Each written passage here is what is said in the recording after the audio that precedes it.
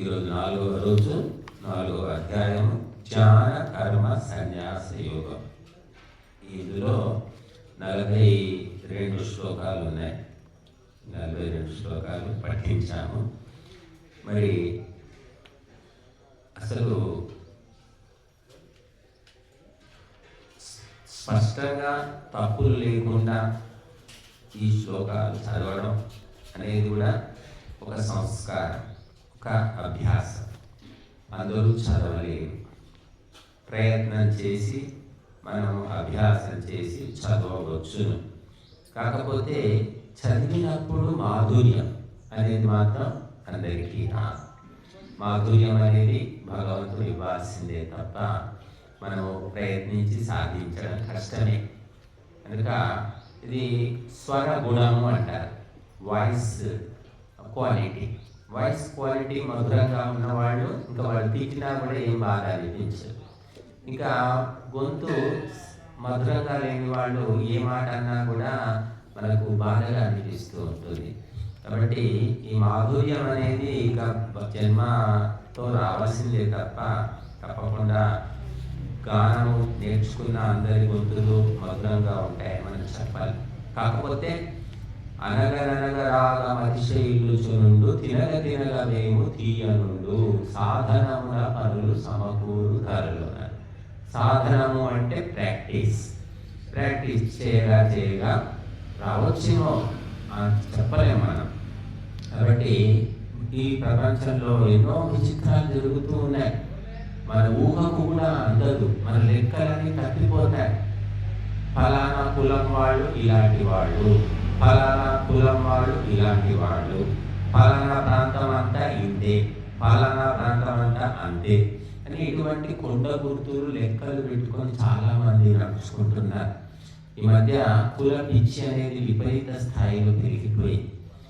మా కులం గొప్పది అని అనుకుంటున్నారు. సరే, నీ కులం గొప్పది అనుకుంటే పర్వాలేదు, కానీ పక్కవాడు నీకంటే తక్కువ అని ఎందుకు అనుకుంటున్నావు? మనకి ఏ శాస్త్రాలు ఏం చెబుతున్నాయి? ఇప్పటిదాకా చదివిన దాంట్లో ఏం చెబుతున్నాయి? ఆత్మ దృష్టి అంటే అందరూ ఆత్మపరంగా సమానమే, హెచ్చు తగ్గులు లేవు. ఆత్మ అందరికీ ఒకటే. కాకపోతే శరీరము భౌతికము కాబట్టి ముక్కు, కాలు, చెయ్యి, కన్ను, తెలివి అవన్నీ ఎక్కువ తక్కువలు ఉంటాయి, అందరికీ ఉంటాయి. కనుక ఆత్మ దృష్టి ఎప్పుడు ఉంటుందో హెచ్చు తగ్గులు అనేవి ఉండవు. అందుకే సృష్టి ఆది లోపల ఏమీ లేవట, భేద భావాలు లేవు, అందరూ సమానమే. ఈ భూమిని ఎవరు పంచుకోలేదు. అప్పుడు అందరిది భూమి. ఇప్పుడంటే రిజిస్టర్ చేసుకున్నాం, మనకు 5-6 రిజిస్టర్ ఆఫీసులే ఉన్నాయి. రిజిస్ట్రేషన్ ఎప్పుడు వచ్చిందండి? ఇంగ్లీష్ వాడు వచ్చాక రిజిస్ట్రేషన్లు వచ్చాయి. అంతకుముందు లేదు. రాజ్యంలో ఉన్న భూమి మొత్తానికి అధికారి ఎవరు అంటే రాజు మాత్రమే. రాజుగారు ఫలానా పో 20 ఎకరాలు తీసుకో, పొలం చేసుకో అంటే అంతే. ఎవరు అడగడానికి వీలేదు. రాజుదే అధికారం ఉండేది. ఎప్పుడైతే ఆంగ్లేయులు వచ్చారో రకరకాల కుట్రలు కుతంత్రాలు చేసి రిజిస్ట్రేషన్ చట్టాలు కూడా తీసుకొచ్చారు. మొట్టమొదటిలో మహర్షులు పుట్టినప్పుడు ఈ భూమి మీద ఎవరికి అధికారం లేదు. అధికారం ఎందుకు లేదంటే ఎవరికి స్వార్థం లేదు. స్వార్థం ఉంటేనే కదా నీది నాది అనే భేదం వచ్చేది. స్వార్థమే లేదు, అందరూ పవిత్రమైన ఆత్మలు. కాబట్టి ఎక్కడ పళ్ళు దొరికితే అక్కడ తిన్నారు, ఎక్కడ నీళ్లు దొరికితే అక్కడ తాగారు, ఎక్కడ ఉంటే అక్కడ నివసించారు. ఆ రకంగా ఉండింది. అందుకే సమానత్వం అనేది అప్పుడు ఉన్నది. తర్వాత వేదనే చెప్తుంది మనకు సమానత్వం. తర్వాత మనుషుల్లో ప్రకృతిలో తిరిగిన తర్వాత ఈ ప్రకృతి వాసనలని క్రమంగా మేలుకుంటూ కొన్ని తరాలు గడిచిన తర్వాత రాగద్వేషాలు మొదలైపోయాయి. అవి క్రమంగా పెరిగిపోతూ చివరికి గుట్టలుగా పేరుకుపోయింది. ఇప్పుడు ప్రపంచమంతా రాగద్వేషాలతో నడుస్తుంది. ఎందుకంటే రాగద్వేషాలు లేకుంటే యాక్టివ్ ఉంటాడు. ఎవరి మీద కోపము లేదు, ఎవరి మీద ప్రేమ లేదు. ఏంటి వాడితో ఏం పని? జనంతో ఏం పని? ప్రశాంతంగా ఎక్కడో మొదలుకుంటాడు. కనుక ఈ రాగద్వేషాలు ఉన్న వ్యక్తులు పగ, ప్రతీకారము లేదా ప్రేమ, అభిమానాలు వీటితోటి తిరుగుతూ ఉంటారన్నమాట. బట్ ఈ రాగద్వేషాలు అనే వాటిని ద్వంద్వాలంట. ద్వంద్వాతీతో విమత్సర అని చదివాము మనం ఇప్పుడు. ద్వంద్వాతీతుడు అంటే రాగద్వేషాలు, మానవమానాలు, స్తుతి నిందలు, కోరికలు, ఆకలి దప్పికలు, ఇవన్నిటినీ కూడా ద్వంద్వాలు అంటారు. జనన మరణాలు ఇవన్నీ ద్వంద్వాలు. వీటికి అతీతంగా ఉండాలి, వీటికి లోబడకుండా ఉండాలి. అప్పుడు అతనికి శాంతి అనేది లభిస్తుంది. కాబట్టి నాకు ఎవరికి శాంతి లేదు. ఎందుకు లేదంటే మూలమే లేదు కాబట్టి. పూర్వము అందరూ గురుకులంలో చదువుకొని అక్కడ సాధన చేసేవాడు. చదువు అంటే ఊరికి పుస్తకాలు చదవడం, పరీక్షలో రాయడం కాదండి, అక్షరాలు రాయడం కాదట. అక్షర పరబ్రహ్మను ఉపాసించేవాడు గురుకులంలో. ఇప్పుడు ఉపాసన ఏమీ లేదు. కాలేజీకి పోతాడు, పెళ్ళిపోయినట్టు పోతాడు, సింగారం చేసుకొని సెంటర్ కొట్టుకొని వెళ్తాడు. వాడు క్లాసులు వింటాడా, తిరుగుతాడా, పడుకుంటాడా, ఎవరు అడగడానికి వీలేదు. అలా కాదు. గురుకులంలో అంటే పూర్తిగా భౌతిక వ్యామోహం వదిలిపెట్టి విద్యకు అంకితమైపోవాలి. ఆహారం కూడా సాత్విక ఆహారం, కామ క్రోధాలు ప్రకోపించని ఆహారం ఇస్తారు. అది తిని కేవలం విద్య అంటే శబ్ద బ్రహ్మ, ఆ శబ్ద బ్రహ్మను ఉపాసించి బుద్ధి శుద్ధి చేసుకుని అతడు తర్వాత వివాహం ఎందుకోసము అంటే సంతానం కోసం. అంతే, ఒకటి కారణం, సంతానము. ప్రజాతంతు మా వ్యవచ్చేసి అని ఉపనిషత్తు చెప్తుంది. ప్రజాతంతువు అంటే తాతకు తండ్రి, తండ్రికి కొడుకు, కొడుకుకు మనవడు. ఇది ఒక పరంపర, ఇది ఒక ధార. దీన్ని తెంపకయ్యా నువ్వు అంటే నీతోటే ఆపేయకు, నువ్వు సంతానం కను. ఆ సంతానం కోసమే పెళ్లి చేసుకునే వాళ్ళకి వేరే ఏమి వాసనే లేదు అసలు. వేరే వాసనలన్నీ తర్వాత వచ్చి కూర్చున్నాయి. ఆ రకంగా అత్యంత పవిత్రంగా ఉన్నప్పుడు, అందరూ పవిత్రంగా ఉంటే ఏమి తలుపులు, అసలు మన దేశంలో తలుపులు లేవు, తాళాలు లేవు, గొళ్ళలు లేవు. ఇవన్నీ ఎప్పుడు వచ్చాయి అంటే విదేశీయులు దండయాత్రకు వచ్చిన తర్వాత, దొంగలు వచ్చిన తర్వాతనే తాళాలు అనేవి మనం వేసుకుంటున్నామండి. ఇప్పటికి కూడా మహారాష్ట్రలో ఏదో ఊళ్ళో శని సింగనాపూర్ ఏదో ఊరు చెప్తారు, తాళాలు ఉండవంట. తాళం వేసుకోలేవారు, తలుపులు ఎగరేసి వెళ్ళిపోతారు. తలుపులు కూడా ఉండవంటారు అమ్మగారు, మీరు వెళ్ళారా? తలుపులు కూడా ఉండవంట. చూడండి, ఇప్పటికి ఉన్నాయి అటువంటి ఊళ్ళు. అంటే భారతదేశ పరంపర అది. దొంగలు లేని దేశం ఇది. అందరూ దొరలే, అందరూ రాజులే, అందరూ ఆత్మవేత్తలే. కానీ ఇప్పుడు ఇంట్లో వాళ్ళే ఎవరు ఎప్పుడు ఏమెత్తుకుపోతారో తెలియదు. కొడుకు తీసుకుపోయి చెప్పకుండా తీసుకుపోయినా తెలియదు, తర్వాత ఎప్పుడో తెలుస్తుంది. కొడుకు తీసుకుందా తెలియదు, భార్య మాయం చేస్తుందో తెలియదు. ఇంటిలో కానీ ఈశ్వరుడు పట్టలేడట. కనుక ఈ దొంగతనాలు విదేశాల నుంచి ఇంగ్లీష్ వాళ్ళు, డచ్ వాళ్ళు, పోర్చుగీస్ వాళ్ళు, వీళ్ళకంటే ముందు అరబ్బులు, తుర్ష్కులు, సుల్తానులు, నవాబులు, మొగలాయిలు అంతా కుప్పలు వచ్చి పడ్డారు దేశం మీద దొంగతనానికి. ఎందుకంటే సమృద్ధమైన దేశం, రత్నగర్భ ఈ దేశం. దేశంలో మనము టమాటాలు, వంకాయలు కుప్పలు పోసి అమ్మినట్టుగా వజ్రాలు, రత్నాలు కుప్పలు పోసి వీధుల్లో అమ్ముకుంటుంటే ఎవ్వరు ఎత్తుకుపోయేవాళ్ళు లేరు. రక్షణ అంటే పోలీసులు లేరు, రక్షణ భటులు ఎవరు లేరు, సీసీ కెమెరాలు లేవు. అందరూ కూడా నీతిగా న్యాయంగా ఉండి కొనుక్కునేవాడు. ఒక వస్తువు పడిపోతే ఎవ్వరు తీసుకుపోయేవారు కాదండి. ఇప్పుడు మనిషిని చంపి మరీ తీసుకొని పోతున్నారు. ఇవన్నీ బుద్ధులు ఎక్కడి నుంచి వచ్చాయంటే విదేశాల నుంచి మనకు వచ్చాయి. ఇప్పుడు కూడా మన వాళ్ళంతా, మన పిల్లలంతా ఇంగ్లీష్ చదువుతున్నారు. ఇంగ్లీష్ చదువు అంటే ఇంగ్లీష్ కల్చరే. ఇంగ్లీష్ కల్చర్ ఏంటి? దొంగల కల్చర్. ప్రపంచంలో 3 అంతులు దోచుకున్నారు వాళ్ళు. కాబట్టి ఆ దొంగల లక్షణాలు మనకు వస్తాయి. ఇది దేవతల భాష, ఇది సంస్కృతం. దేవతల భాషను చదివితే దేవతల లక్షణాలు వస్తాయి. కాబట్టి మనము పరమాత్మ అందుకోసమే దేవ భాష సంస్కృతం లోపల వేద శాస్త్రాలను మనకు అందించాడు. కాబట్టి ఈ రాగద్వేషాలనే బురద, మురికి, చెత్త ఎక్కడి నుంచి వచ్చింది అంటే మన ప్రకృతిలో సంచరిస్తూ ఈ సంస్కారాలు మనకు ప్రవేశించాయి అన్నమాట. కాబట్టి ఇది ఒక్క జన్మలో అయ్యింది కాదండి. ఎన్నో జన్మల్లో కొద్దిగా మురికి చేరుతూ ఇప్పుడు గుట్టలు పెరిగిపోయింది అన్నమాట. ఈ రకంగా చివరికి ఎటువంటి పరిస్థితి వచ్చిందంటే భార్య భర్త కూడా ఒకరినొకరు భరించలేని పరిస్థితి వచ్చింది. ఆ భార్య అకౌంట్ వేరే, భర్త అకౌంట్ వేరే, భార్య ఫోన్ వేరే, చెకప్ చేయొద్దు. భర్త ఫోన్ వేరే, భర్త ఫోన్ భార్య చెకప్ చేయొద్దు, భార్య ఫోన్ భర్త చెకప్ చేయొద్దు. నీ ఇష్టం, నువ్వేమన్నా మాట్లాడుకో. నా ఫోన్ ఎందుకు చూస్తున్నావు, నోడు చూడు అన్నాడు, నాకు ఎందుకు అనుమానం వచ్చింది అని నేను ఎప్పుడైనా అనుమానించాను, నీ ఫోన్ చెకప్ చేసాను. ఇలా ఉన్నాయన్నమాట సంబంధాలు. అంటే నీ పరాకాష్ఠ అంటారు. ఎందుకు అంటే ఆధ్యాత్మిక సాధన లేదు, ధ్యానం లేదు, యజ్ఞం లేదు, తపస్సు లేదు, ఉపదేశం లేదు, సత్సంగం లేదు, కేవలము భౌతిక జీవితమే. కనీసం ఒక 10 నిమిషాల రోజుకు ఆధ్యాత్మిక సాధనకు సమయం ఇచ్చేవాళ్ళు ఎంతమంది గృహస్థులు ఉన్నారు చెప్పండి? ఎవరు లేదు. ఒకప్పుడు చదువు రాకపోయినా స్నానం చేసి దీపం వెలిగించి దండ పెట్టుకున్నా పోయేవాళ్ళు పొలం పనికి. ఇప్పుడు అది కూడా లేదు. కాబట్టి పూర్తిగా ఆధ్యాత్మికత 0 అయిపోయింది. కాబట్టి భౌతికము, ఆర్థికము, శారీరకము ఇదే పెరిగింది. ఇది పెరిగిపోవడం వల్ల రాగద్వేషాలు విపరీత స్థాయికి వచ్చాయి. కుటుంబంలోనే ఒకరికొకరు పడని పరిస్థితి వచ్చేసింది. కాబట్టి అమెరికాలో కుటుంబ వ్యవస్థ లేదు. ఎందుకు లేదంటే నీ ఇష్టం నా ఇష్టం అనే తర్వాత కుటుంబం ఉండదు. అందరూ కలిసి ఒకే పద్ధతిలో నడిచినప్పుడు దాన్ని కుటుంబం అంటారు. కాబట్టి అమెరికాలో అది లేదు. ఎవరు అంతా స్వతంత్రులే, ఎవరి ఇష్టం వచ్చినట్టు వాళ్ళు ఉండవచ్చు. ఇష్టం ఉన్న రోజులు ఉండు, లేకపోతే విడాకులు తీసుకో. ఒక రోజులో విడాకులు వస్తాయట, మనకంటే 6 నెలలు సంవత్సరం పడుతుంది. కాబట్టి ఈ రకంగా ఫ్రీ సొసైటీ అంటారు దాన్ని. ఫ్రీ సొసైటీ అంటే నిబంధనలు ఉండవు అన్నమాట. భార్య ఇట్లా ఉండాలి, భర్త అట్లా ఉండాలి, స్త్రీలు ఇట్లా ఉండాలి, పురుషులు అట్లా అట్లాంటిది ఏమీ లేదు. ఎవరికి ఏ రకంగానైనా ఉండొచ్చు, ఏ బట్టలను వేసుకోవచ్చు, ఏమన్నా తినవచ్చు. తల్లి లేదు, తండ్రి లేదు. తల్లి కూడా పిల్లల్ని అనడానికి వీలేదు, తండ్రి కూడా కొట్టడానికి వీలేదు. అవన్నీ హక్కులు అన్నమాట. పోలీస్ స్టేషన్లో రిపోర్ట్ చేయొచ్చు మనం.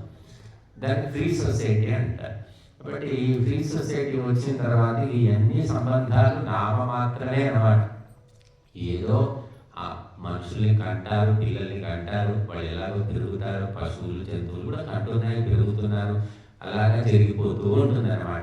కాబట్టి రాగద్వేషాలు ద్వంద్వాతీతులు కావాలనేది కష్టం. సుఖ దుఃఖే సమీకృత్వా లాభాలాభో జయాజయో తతో యుద్ధాయ యుజ్యస్వ నైనం పాపం అవాస్యసి అని గీతలో చెప్తున్నారు. ఇవన్నీ కూడా అన్నిటి సమదృష్టిని అలవర్చుకో. సమదృష్టి ఉంటే నీకు బాధ లేదు, దుఃఖం. ఇప్పుడు తిడతాడు, అయ్యో నేను ఇంతవరకు ఒక్క మాట కూడా పడలేదు, ఈ దరిద్రుడు వచ్చినది ఇంత మాట అన్నాడు, ఇంత మాట అన్నాడని వాడు అన్నది ఒకటే మాట ఏదో అంటాడు. వీడు దాన్ని 100 సార్లు అనుకుంటాడు, 1000 సార్లు అనుకుని లోపల పెట్టుకొని కుల్లి కుల్లి కృషించి చివరికి 10 ఏళ్ళు 20 ఏళ్ళు కూడా గుర్తుపెట్టుకుంటాడు. కొంతమంది అలాంటి వాళ్ళు చాలా మంది ఉన్నారు. నేను మన చదివామా, తండ్రిని ఎవడో చెప్పాడని ఈ 30 ఏళ్ళ తర్వాత పగబట్టి చంపేశాడు, తండ్రిని చెప్పాడని వాడిని చంపేశాడు. ఇట్లా పగలు, ప్రతీకారాలు అన్ని చిన్న చిన్న విషయాలు. సరే పెద్ద విషయం అది లేదు, చిన్న చిన్న విషయాలను కూడా మనసు లోపల పెట్టుకొని కుళ్ళిపోయేవాళ్ళు చాలా మంది ఉన్నారు. దీనికి కారణం ఒకటే, ఆధ్యాత్మిక జ్ఞానము లేదు, సత్సంగము లేదు, గురువు లేడు, ఏదీ లేదు. భౌతిక సమాజంలో తిరగడం అంతే. సంపాదించుకున్నామా, వండుకున్నామా, తిన్నామా, కూడబెట్టుకున్నామా, ఇంతే జీవితం ఉన్న వాళ్ళకు రకరకాల సమస్యలు పెరుగుతూనే ఉంటాయి. ఎవరైతే ధర్మాన్ని, దైవాన్ని నమ్ముకుంటారో, తెలుసుకుంటారో, లేదు దేశం పట్ల ఆసక్తి, భక్తి కలిగిన వారు, వాళ్ళ సమస్యలు తగ్గిపోతాయి, సహజంగా తగ్గిపోతాయి. కనుక మనకి ఈరోజు అధ్యాయంలో చాలా మంచి శ్లోకాలు చాలా ఉన్నాయి. మరి ఇక్కడ ఒక శ్లోకము చెప్తుంది మనకు, 34వ శ్లోకము. తద్విద్ధి ప్రణిపాతేన పరిప్రశ్నేన సేవయా ఉపదేక్ష్యంతి తే జ్ఞానం జ్ఞానినః తత్వదర్శినః. జ్ఞానులు తత్వదర్శులు. జ్ఞాని అంటేనేమో ఒక విషయం పట్ల జ్ఞానం ఉన్నవాడు, తెలిసినవాడు. ఇప్పుడు సైన్స్, సోషల్, ఇంగ్లీషు అంటున్నాం, వీటన్నిటినీ చెప్పేవాళ్ళని టీచర్లు అంటున్నాం. టీచర్ అంటే ఆ విజ్ఞాన శాస్త్రం తెలిసిన వాడిని సైన్స్ టీచర్ అంటున్నాం, జ్ఞాని. ఇక తత్వదర్శి అంటే తత్వం అంటే సారం అన్నమాట, మూలము తెలుసుకున్నవాడు. ఇప్పుడు కుండ, కూజ, మూకుడు, ఇలా రకరకాలైనవి మట్టితో చేసిన పాత్రలు ఉంటాయి. 100 పాత్రలు ఉంటాయి మన ముందు, రకరకాల పరిమాణాల్లో ఉంటాయి. మరి అన్నిటిని చూసి ఇది నీళ్ళు తాగడానికి, అది అన్నం వండుకోవడానికి, ఇలా మనం ఊహించుకుంటామని. కానీ తత్వం అంటే ఏమిటంటే ఇవన్నీ మట్టితో చేసినవి, ఇవన్నీ కుండలు, కూజాలు, మూకుళ్ళు అనేది జ్ఞానం. తత్వం అంటే ఇవన్నీ మట్టితో తయారు చేశారు, వీటికి మూలము మట్టి, ఇవన్నీ పగిలిపోయి మట్టిగా మారుతాయి అని తెలుసుకోవడం తత్వం అంటారు. ఇది కుండ, ఇది పూజ, అది మూకుడు, ఇది చట్టి, ఇలా డిఫరెన్స్గా తెలుసుకోవడం అనేది జ్ఞానం. అన్నిటికీ మూలమేమిటి? మట్టి. మట్టి లేకపోతే ఇవి తయారు కావు అని తెలుసుకోవడం తత్వం అని. అందుకని తత్వము తెలుసుకో అని చెప్తారు. తత్వమసి చేతకేతో అని ఉపనిషత్తులు చెప్తుంది. ఇప్పటి పూర్వం తత్వాలు పాడుతుండేవాడు. ఊళ్ళల్లో రచ్చబండ దగ్గర కూర్చొని తత్వాలు పాడుకుండేవాడు. ఇప్పుడు ఎవరు తత్వాలు పాడేవాళ్ళు ఎవరు లేదు. సినిమా పాటలు తప్ప తత్వాలు ఎవరికి రా. చెప్పలేదంటనకపోయేరు నదులార మీరని ఇట్లా తత్వాలు, బ్రహ్మగారి తత్వాలు ఉండే, ఎడ్ల రామదాస్ తత్వాలని, రకరకాల తత్వాలు పాడుతుండేవాళ్ళు. అందులో ఆధ్యాత్మిక రహస్యాలు చాలా ఉండేవి. సరళమైన తెలుగు భాషలో ఉండేవి. ఇప్పుడు పాడేవాళ్ళు లేరు, అసలు వినేవాళ్ళు లేరు, ఏమీ లేదు. ఆ పరంపర పోయిందనమాట. తర్వాత ఏమొచ్చిందంటే భజనల పరంపర వచ్చింది. శివ శివ రామ రామ హరి హరి భజనలు చేసేవాడు. సరే, దైవనామస్మరణం కాబట్టి అది కూడా ఒక రకంగా శక్తిని ఇస్తుంది. అది కూడా పోయింది. ఇప్పుడు భజనలు చేసేవాళ్ళు లేరు, చేస్తే వచ్చి కూర్చునేవాళ్ళు కూడా లేరు. చివరికి ఏమొచ్చింది అంటే కేవలం గుడిలో కానీ మఠంలో కానీ భోజనం, కేవలం భోజనం తినాలి, పోవాలి, అదే గొప్ప సేవ అనుకుంటున్నారు. ఎక్కడ చూసినా అదే కనపడుతుంది. మరి హిందువులు చివరికి భోజన ప్రియులైపోయారు. తత్వము లేదు, భజన లేదు, సత్సంగం లేదు, ప్రవచనం లేదు. భోజనం చేసి వెళ్ళిపోతారు. గుడికి పోయిన అమ్మ రామనవమి భోజనాలు పెడుతున్నారట. రామనవమి గుడిలో ఈరోజు వంట చేయదు, పోవాలి గుడికి, భోజనం చేయాలి, అయిపోయి పుణ్యం వచ్చేసింది. చాలా గొప్ప పని చేశారు. తినిపోవడం గొప్ప పని కాదమ్మా, విని తెలుసుకొని గుర్తు పెట్టుకున్నది గొప్ప.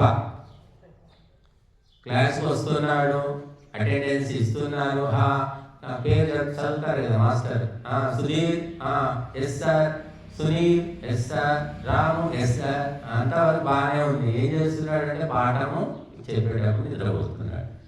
ఏం లాభం? అలాగా తినడము, ప్రతి ప్రాణికి అన్నము దొరుకుతుంది, ఆహారము దొరుకుతుంది. ఆహారం దొరకకుండా ఏ ప్రాణి చావట్లేదండి. ప్రపంచం మొత్తంలో మీరు చూడండి, ఒక మనిషే తిండి లేక చచ్చిపోతున్నాడు. మనిషి ఆకలి చావులు మనుషుల్లోనే ఉంటాయి. ఇతర జంతువులు ఏవి ఆకలితో చచ్చినట్టు మనం ఎక్కడ వినలేదు. వాటికి భగవంతుడు అంత పెద్ద ఏనుగుకు కొన్ని కేజీలు, వందల కేజీల ఆహారం కావాలి, గడ్డి కావాలి, చెరుకులు కావాలి. అటువంటి ఏనుగు కూడా తిండి దొరుకుతుంది. మనమే ఇంత కష్టపడితే 3 పూట తినేది కష్టం ఉంది. ఏనుగు ఏమి దాక్షి పెట్టుకోకుండా వందల కేజీలు దానికి ఆహారం దొరుకుతుంది, భగవంతుడు ఇస్తున్నాడంటే మనిషికి ఎందుకు దొరకదు అంటే మనిషికి నమ్మకం లేదు, ధర్మము మీద అవగాహన లేదు, ధర్మాచరణ అనేది లేదు. కాబట్టి వాడికి సంపాదించుకున్నా తినలేడు, సంపాదించుకొని కూడా తినలేదు. ఎంతో మంది చూస్తున్నాం, గంజి తాగి ఉంటున్నారు, జీర్ణశక్తి ఉండదు.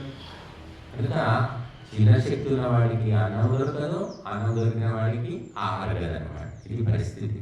కాబట్టి మనము ఈ శ్లోకం మనకు అందుకే ఏం చెప్తుందంటే తత్వదర్శులను మనం తెలుసుకోవడం కష్టం. స్త్రీలు, పురుషులు, మళ్ళీ వృద్ధులు, బాలలు, రకరకాల మనుషులు ఉన్నారు. ఒక జ్ఞాని ఏం చేస్తాడు? వాళ్ళ స్త్రీ, ఈయన పురుషుడు, ఆయన వృద్ధుడు, ఈయన బాలుడు, ఇదంతా జ్ఞానం అంటారు. తత్వదర్శి అంటే వీళ్ళంతా మానవులు అంటే ఒకటి అన్నమాట. తత్వం అంటే మూలం, సారం అన్నమాట. సారంలో ఏం తెలుస్తున్నారు? వీళ్ళంతా మానవులు. ఇంకా తత్వం సూక్ష్మానికి వెళ్తే ఇవన్నీ ఆత్మలు అంతే. ఇంకా ఆత్మలు, కుక్క అయినా, పిల్లి అయినా, మనిషి అయినా అన్నింటిలో ఆత్మ దృష్టి అని. కనుక ఆత్మ దృష్టి వచ్చిన వ్యక్తికి వేరే ఏమీ ఉండదు అన్నమాట. అటువంటి పరంపర మనకు ఉండేది. ఆత్మవేత్తలైన మహర్షులు ఉండేవాడు. ఇంకా క్రమక్రమంగా మనిషి యొక్క నిర్లక్ష్యం వల్ల, సోమరితనం వల్ల ఆ పరంపర పోయింది. మరి ఎందుకు చిన్నప్పుడు అందరూ కూడా బతుకమ్మ పాటలు, పుస్తకాలు పట్టుకొని ఎవరు పాడలేదు, నోటికి ఉండేవి. పాటలన్నీ పోయినాయి, బతుకమ్మ కూడా మాయమైపోయింది. ప్లాస్టిక్ బతుకమ్మ వచ్చింది, కాగితాల బతుకమ్మ వచ్చింది, దానికి తగ్గట్టు రికార్డు పెడుతున్నారు, చేతులు కొట్టుకుంటూ తిరుగుతున్నారు. కొన్ని రోజులైతే అది కూడా ఓపిక ఉంటుందో లేదో మనకు తెలియదు.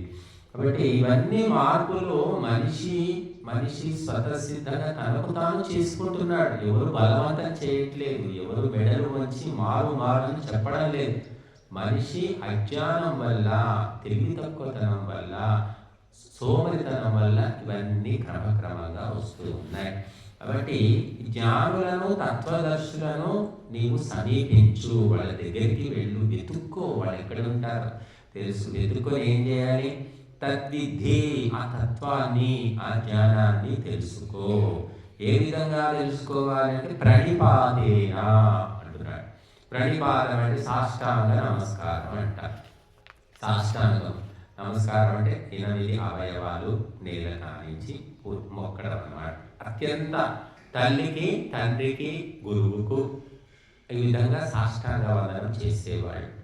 రాజుకు కూడా, రాజు అంటే ఏంటి? తండ్రులకే తండ్రి అయిన రాజు అంటే ఇప్పుడు ఎమ్మెల్యేలు, ఎంపీలు కాదండి. ఒకప్పుడు రాజు అంటే ఈ భూమండలానికి ఆ విష్ణువు యొక్క అవతారమే రాజు. నా విష్ణు పృథివీపతి అని సూక్తి ఉంది. అంటే విష్ణుమూర్తి యొక్క అవతారమే రాజు. విష్ణువు ఎలాగైతే దుష్ట శిక్షణ, శిష్ట రక్షణ చేస్తున్నాడో రాజు కూడా అలాగే చేస్తాడు. కాబట్టి రాజు సాక్షాత్తు దైవ స్వరూపము. ఆ విధంగా భయభక్తులతో ఉండేవారు రాజు. మరి తండ్రిలకే తండ్రి, కాబట్టి రాణి అంటే తల్లి. కాబట్టి వాళ్ళు ఎప్పుడైనా కలవచ్చు. తల్లిదండ్రులను పర్మిషన్ తీసుకొని ఎవరు కలవరండి. అమ్మగారు, నాన్నగారు మాట్లాడొచ్చని ఎవరు అడిగారు. అలాగా గంట ఒకటి పెట్టేవాళ్ళు, ధర్మగంట. ఆ ధర్మగంట మోగిస్తే అర్ధరాత్రి అయినా సరే రాజుగారు రావాల్సిందే బయట. ఏంటి సమస్య, ఏంటి చెప్పండి అని అడిగేవారు. ఏ గంట లేదు, లోపలికి రావాలంటే వాడు గేట్ దగ్గర పెద్ద గేట్లు ఉంటాయి ఎమ్మెల్యే, ఎంపీలకు. వాళ్ళ లోపలికి కూడా రానివారు. పర్మిషన్ తీసుకోవాలి, ఫోన్లో అపాయింట్మెంట్ తీసుకుంటే కానీ కుదరదు అనమాట. కనుక ఈ జ్ఞానులను, తత్వదర్శులను ప్రణిపాతము అంటే సాష్టాంగ నమస్కారం అంటే అంకిత భావం అన్నట్టు. శరణాగతి అంటే పూర్తిగా అంకితమైపోవాలి, తెలుసుకోవాలనే ఇచ్చ ఉండాలి. పరిప్రశ్నేన, వారిని చక్కగా ప్రశ్నించాలి. వీళ్ళ దగ్గరికి వెళ్ళి ఏం చేయాలి అంటే భజన చేయడం కాదు, వాళ్ళని ప్రశ్నించాలి. వాళ్ళ జ్ఞానం ఏమిటో, నీకు సందేహాలు ఏంటో నిర్మూలన చేసుకోవాలి. సేవయా అన్నారు, వారి సేవ కూడా చేయాలి. సేవ చేస్తే చెప్తారు.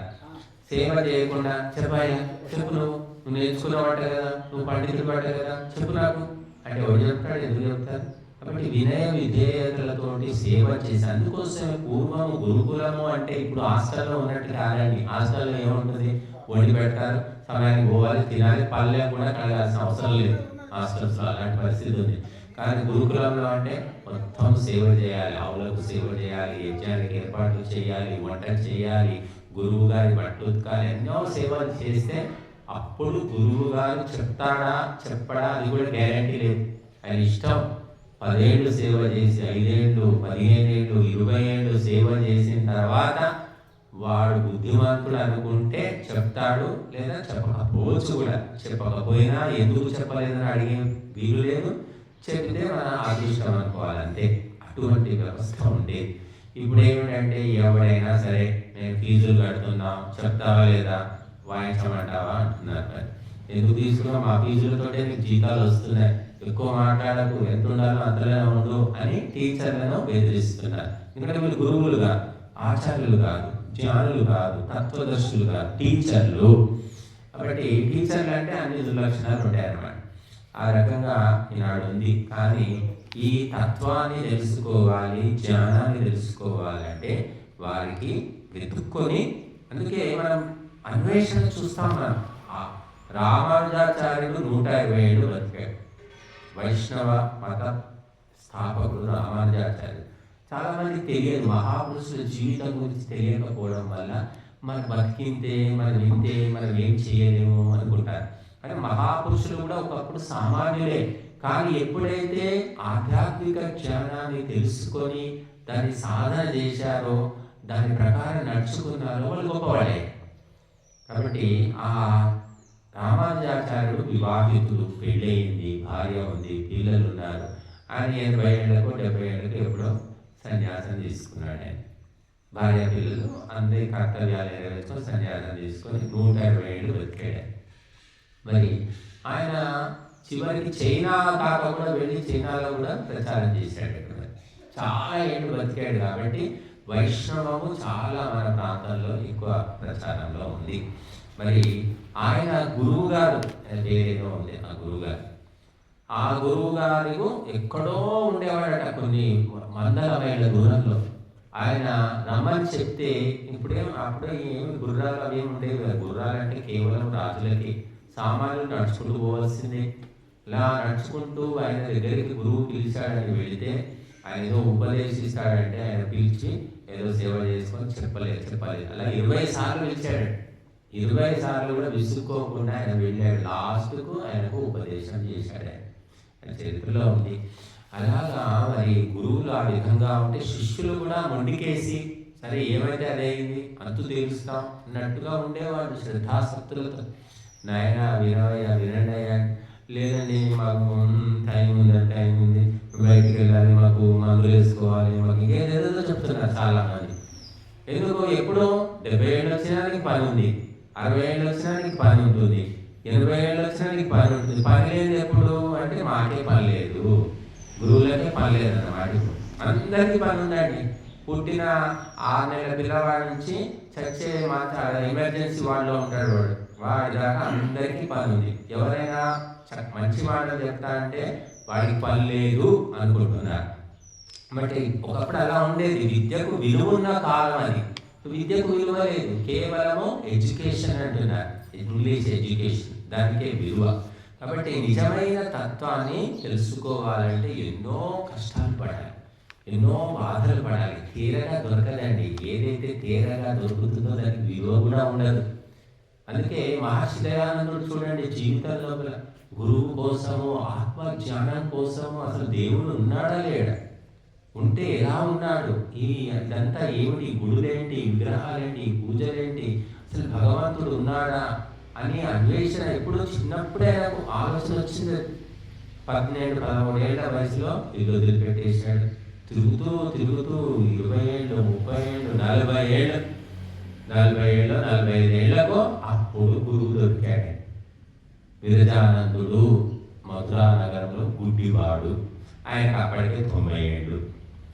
చూడండి, మరి ఎవరో ఒకరు గురువులు దొరకలేదంటే మొదటి దొరికారు, కానీ అడ్జస్ట్ కాలేకపోయాడు. ఉంటాడు కొన్ని రోజులు ఆశ్రమంలో, చూశాడు గురువు లక్షణాలు, ఈయనకేం కొద్దిగా పరిపూర్ణ జ్ఞానం లేదు, అర్థమైంది, అర్థమైందుకు వెళ్ళిపోయేవాడు. అట్లా తిరుగుతూ చిట్ట చివరికి అసలైన గురువును కనుక్కున్నాడు. అంటే ఎంత ఓపిక ఉండాలి, ఎంత అన్వేషణ బుద్ధి ఉండాలి. మనం ఎంత అన్వేషిస్తే అంత నాణ్యమైన వస్తువు దొరుకుతుంది. మరి అన్వేషణ ఎక్కడుంది చూడండి. విదేశీయులు యూరోప్ కంట్రీస్లో తినడానికి తిండి లేదు, మంచు కురుస్తూ ఉండేది, చాలా భయంకరమైనటువంటి కరువు కాటకాల్లో ఉండేవాళ్ళు, మూఢ విశ్వాసాల్లో ఉండేవాళ్ళు ఇంగ్లాండ్ ప్రజలంతా. మన దేశానికి రాకముందు ఇంగ్లాండ్ పరిస్థితి ఘోరంగా ఉండేది. మంత్రాలు, చేతబడులు, బాణామతులు, దయ్యాలు, భూతాలు ఇవన్నీ నమ్ముతుండేవాళ్ళు ఇంగ్లీష్ వాళ్ళు. కొన్ని వేల మంది మహిళలను మంత్రగత్తలనే పేరుతో సజీవ దహనం చేసిన చరిత్ర ఇంగ్లాండ్కు ఉన్నది. అటువంటి మూఢ విశ్వాసాలు నుంచి ఎలా దూరమయ్యారు అంటే వాళ్ళ అన్వేషణ. ప్రపంచం ఎక్కడుంది, బ్రతకడానికి చోటు ఎక్కడ, మేము లాభాన్ని పొందాలంటే, మా వ్యాపారం నడవాలంటే ఎక్కడ బాగుంటుందని తిరిగాడు వాడు. మనం ఏం చేస్తున్నామంటే బాగా కప్పలాడుతున్నాం. ఇవాళ అష్టైశ్వర్యాలతో తులతూగుతున్నది దేశం. ఎందుకు తిరుగుతాం మనం? కూర్చున్న దగ్గర తినడం, కూర్చోవడం. వాడు వెతుకుంటూ వచ్చాడు, చూశాడు, ఇది బంగారు బాతులాగా ఉంది భారతదేశం, ఇక దీన్ని వదిలిపెడితే బాగుండదు, ఎలాగైనా పట్టుకోవాలి అనుకున్నాడు. పట్టుకున్నాడు. 200 ఏళ్ళు దోచుకొని మన రైలు వేశారు, బస్సులు వేశారు, విమానాలు కనిపెట్టి తీసుకుపోయారు. మన వాళ్ళు ఏమంటారు, ఇంగ్లీష్ చదువులు చదివినవాళ్ళు, ఇంగ్లీష్ వాళ్ళు వచ్చి మన దేశాన్ని చాలా డెవలప్ చేశారండి, వాళ్ళు విమానాలు కనిపెట్టారు, రైలు మార్గాలు వేశారు, రోడ్డు మార్గాలు వేశారు. ఎందుకోసం వేశారు? మన మీద ప్రేమతో వేశారు. సంపదలంతా దోచుకుపోవడానికి సులభమైనటువంటి మార్గాలు వాళ్ళు చేసుకున్నారు, అంతే తప్ప మనతో ప్రేమతో కాదు. కానీ ఇంగ్లీషు చదువులు చదివిన వాళ్ళు ఎవరు ఒప్పుకోరు. కాబట్టి అన్వేషణ అనేది ఉండాలి. కావాలి, తెలుసుకోవాలి, నేర్చుకోవాలి, ఇది నాకు అవసరము అనుకుంటే తప్పకుండా దొరుకుతుంది. భగవంతుడు అటువంటి వ్యవస్థ చేశాడు. ఎవరికి ఏది కావాలంటే దొరుకుతుంది. మంచి మద్యం అంటే వైనో, విస్కో, ఏదో మంచి కల్తీ లేనిది, నాణ్యమైనది, పాతది, చాలా టేస్ట్ ఉండేది కావాలి అనుకుంటే తాగుబోతూ వెతికి సాధిస్తున్నాడు. ఒక దొంగ ఒక బ్యాంకును దొంగతనం చేయాలి అని ప్లాన్ వేసాడు, ఆలోచన వచ్చింది. రాగానే దొంగతనం ఏం కాదు కదా, దాని గురించి స్టడీ చేస్తారు, రెక్కి చేస్తారు. ఒక 10 ఏళ్ళు కావచ్చు, 5 ఏళ్ళు కావచ్చు, బ్యాంకు దొంగతనం చేస్తూనే ఉన్నాడు. అలాగా నీకు గురువు కావాలి, ఆత్మజ్ఞానం కావాలి అనుకుంటే తప్పకుండా ఉన్నాడు, ఉంటాడు, భగవంతుడు కలుపుతాడు. అని ప్రయత్నించు, అన్వేషించు. ఉన్న 3 పూటలు దొరుకుతుంది చాలు, ఇంకా నాకు గురువులు ఎందుకు, ఏం చేసుకోను అని చెప్పేసి నిరాశావాదం అన్నమాట.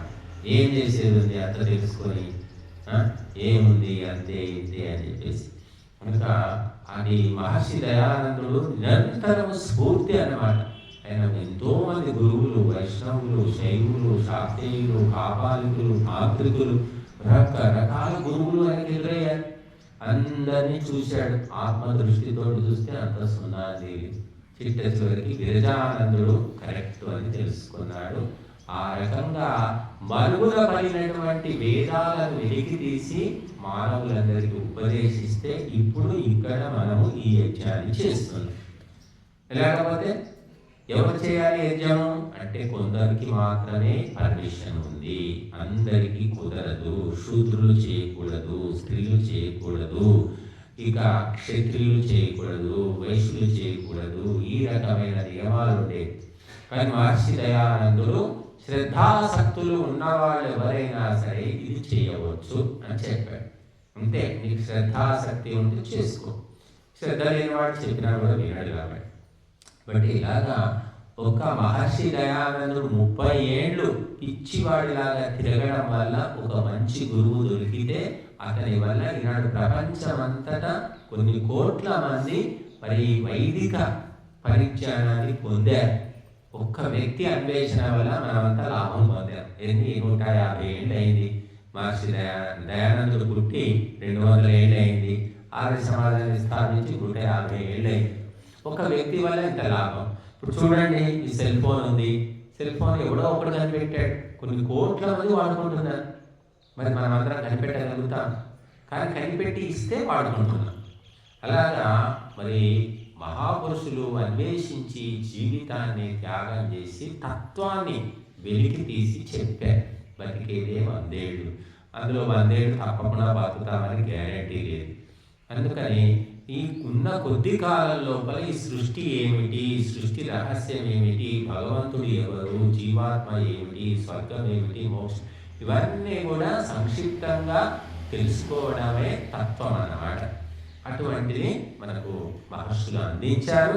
కానీ ఆ అందించి ఇప్పుడు మనం బయటకు వెళ్ళేసి 600 650 ఇస్తే నెయ్యి తెచ్చుకుంటున్నాం. 1 లీటర్ నెయ్యి తెచ్చుకుంటున్నాం. లీటర్ నెయ్యి నువ్వు తయారు చేసుకోవాలి అంటే నీకు ఎంత సమస్య, ఎంత కష్టపడాలి అంటే ఆవులు తీసుకురావాలి, గడ్డిని పెంచాలి, ఆ గడ్డిని ఆవులకు వేయాలి, ఆవులు తిన్న తర్వాత పాలు ఇస్తే ఆ పాలను తోడేసి ఆ పెరుగు చేసి ఆ పెరుగును చిరికి అందులోంచి వెన్న తీసి ఆ వెన్నను వేడి చేస్తే అప్పుడు నెయ్యి వస్తుంది. ఇంత ప్రాసెస్ అన్నమాట.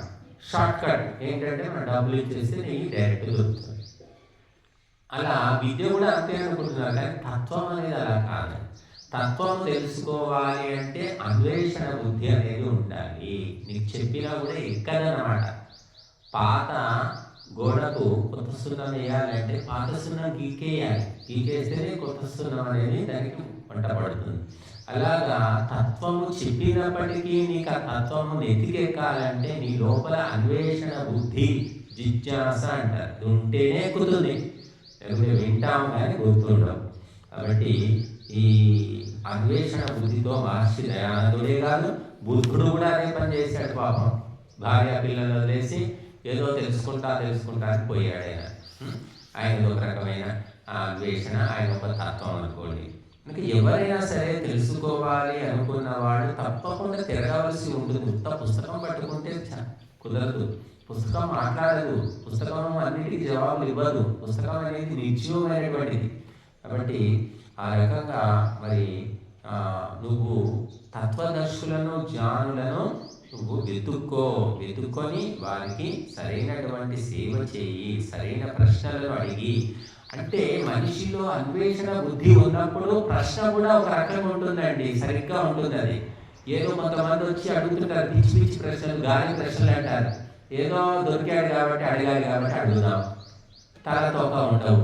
అప్పుడు ఆ ప్రశ్నలు కూడా చక్కదిద్ది చెప్పవలసి వస్తుంది. కానీ అన్వేషణ ఉన్న వ్యక్తి సరైన ప్రశ్నలు అడుగుతారు. ఎందుకంటే వాడు దాని గురించి వెతుకుతూ ఉన్నాడు కాబట్టి. కాబట్టి పరిప్రశ్న సేవ చేయాలి అన్నారు. కాబట్టి డబ్బులు ఇచ్చేది లేదు, సేవ చేసేది లేదు, మరి సహాయం చేసేది లేదు, ఏది లేదు. చెప్పు, నువ్వు అందరికి చెప్తున్నావు కదా, నాకు చెప్పు అని వచ్చి కూర్చుంటే ఎవడు చెప్పడు. చెప్పింది కూడా నిష్ఫలమే అవుతుంది అన్నమాట. యోగ్యత లేని వాళ్ళకు చెప్పినా కూడా వ్యర్థమే అన్నారు.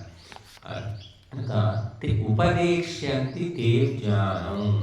ఈ జ్ఞానులు తత్వదర్శులు ఉన్నదే చెప్పడానికి, వాళ్ళకి ఇంకేం పని చెప్పండి. దాచిపెట్టుకొని చేసేది ఏముంది? ధనాన్ని దాచిపెడితేనేమో అది పెరుగుతుంది, వడ్డీతో సహా వస్తుంది, ఇంకేదో అవుతుందేమో. కానీ జ్ఞానాన్ని దాచిపెట్టుకుంటే ముగిపోతుంది, ఉన్నది కూడా మర్చిపోతాం. కాబట్టి జ్ఞానులు తత్వదర్శులు ఎప్పుడు చెప్దామా, ఎవరికి చెప్దామా అని ఎదురు చూస్తూ ఉంటారు. కానీ యోగ్యత లేని ఏం చేస్తారు వాళ్ళు మాత్రం. కాబట్టి వాళ్ళు ఉపదేశాన్ని తప్పకుండా నీకు ఉపదేశిస్తారు.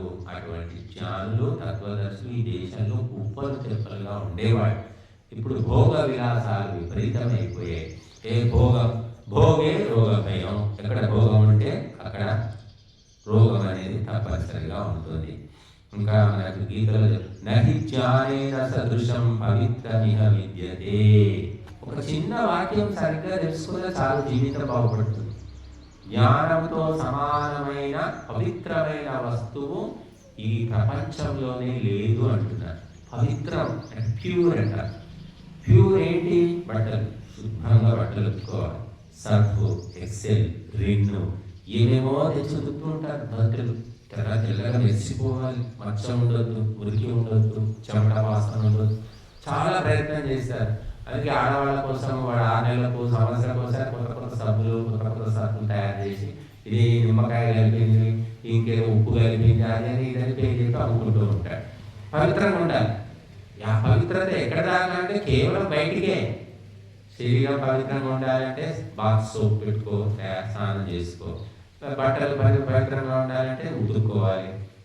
తర్వాత ఇంకా పవిత్రం, ఇంకా బాగుండాలంటే కొంతమంది సెంట్ అంటారు, సుగంధం చల్లుకుంటారు. ఈ మధ్య ఒకప్పుడు పెళ్లికి పేరెంట వెళ్ళినప్పుడే చల్లుకునేవాడు, చూసేవాళ్ళం మనం. ఇప్పుడు అలా కాదు. కాలేజీ పిల్లలు వాడు సెంట్ చల్లుకొని కాలేజీకి పోతున్నారు. అటువంటి పరంపర మనకు వచ్చింది. విద్యార్థికి ఇవన్నీ అవసరమా అని కూడా ఎవరు ఆలోచించట్లేదు. వాడు స్నానం చేయడు కాబట్టి సెంట్ చల్లుకొని వెళ్తున్నారు. అది కానీ అన్నిటికంటే పవిత్రం ఏమిటి అంటే ఆత్మజ్ఞానం అనేది. నీవు శబ్ద రూపంలో ఉన్న ఈ జ్ఞానమే అత్యంత పవిత్రమట. ఒక జ్ఞాని, ఒక గురువు, ఒక అధ్యాపకుడు, ఒక ఋషి, యోగి ఎవరైనా కావచ్చు. అతను స్నానం చేయకపోని, ఉతికిన బట్టలు ఉండని ఉండకపోని, అతను ఎటువంటి పరిస్థితుల్లో ఉన్నా అతడు అత్యంత పవిత్రుడు అని శాస్త్రాలు చెప్తున్నారు. కాబట్టి పవిత్రత అనేది లోపల నుంచి రావాలనేది మర్చిపోయారు అందరూ. పైన వెలుగులు దిద్దుకుంటూ ఉన్నారు. అది విదేశాల నుంచి వచ్చిన సంప్రదాయం. ముస్లిమ్స్ ఉన్నారు, వాళ్ళు స్నానాలు చేసే అలవాటు లేదు వాళ్ళకి. ఎందుకంటే ఎడారి దేశాలు, ఇసుక దేశాలు కాబట్టి అక్కడ నీళ్లు దొరకవు. స్నానం చేసుకోవడానికి ఎప్పుడో ఒకసారి వాళ్ళు చేసుకునేవాడు. కానీ ఈ దేశంలో జీవనదులు ఉన్నాయి. నీళ్లు ఇలా తొమ్మితే నీళ్ళు వస్తాయి. గంగా, గోదావరి, సప్త నదులు. ఇటువంటి దేశంలో 3 కుంటలు కాదు, ఎప్పుడో మనం స్నానం చేసుకోవచ్చు. నీటికి కొదువలేదు. కాబట్టి మన ఆచారం, పరంపర కూడా అదే విధంగా ఉంది. కనుక పవిత్రత అనే దానికి కేవలము భౌతిక వస్తువులు, భౌతిక బాహ్య వాతావరణం కారణం కాదు. అది ఒక స్థూల దృష్టి అని చెప్పారు. వాకిలి తుడుచుకున్నాము, కళ్ళం చేయాము, ముగ్గు పెట్టాము, ఇల్లంతా తుడుచుకున్నాము, అది పవిత్రతే. ఇదంతా ఒక పవిత్రత. భౌతికము, స్థూలము, బాహ్యము అని చెప్పారు.